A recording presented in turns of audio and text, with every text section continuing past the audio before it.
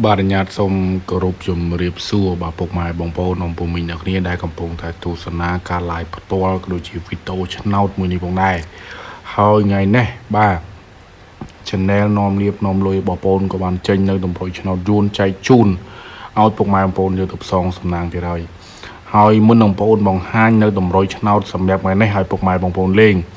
ងប្អូនសូមឲ្យពុកម៉ែបងប្អូនទៅមើលតម្រុយឆ្នោតកូនសិស្សដែលទិញលេខពីបងប្អូនយកទៅលេងបន្តិចអញ្ចឹងសម្រាប់ការពីម្សិលមិញកូនសិស្សដែលបានយកលេខពីបងប្អូនយកទៅលេងគឺយើងហេងខ្លាំងគឺយើងចូលចំគ្រាប់ល្អមែនទែនបាទចូលចំគ្រាប់ចូលចំប៉ោះល្អមែនទែន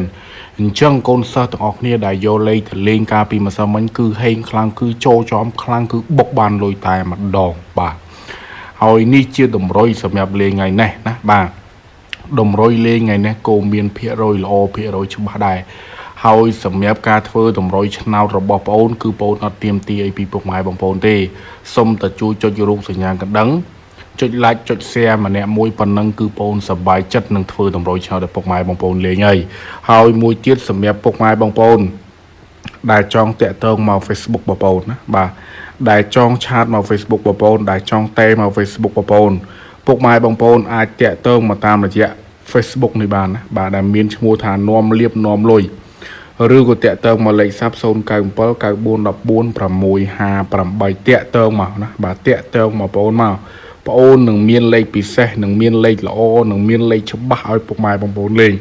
បងប្អូននិយាយនេះសម្រាប់ពុកម៉ែបងប្អូនដែលគាត់ចង់បានលេខពិសេសដែលគាត់ចង់បានលេខល្អលេខច្បាស់យកទៅលេងចាំឆាតមកបងប្អូនណាបាទចាំឆាតមកបងប្អូនហ៊ានធានាសម្រាប់លេខដែលបងប្អូនឲ្យលេងគឺសិតតែលេខដែលមានភាគរយច្បាស់មានភាគរយល្អ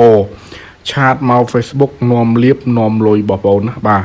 ហើយវីដេអូថ្ងៃនេះក៏មានតែប៉ុណ្្នឹងទេជូនពរឲ្យអ៊ំពូមីងសំណាងល្អចូល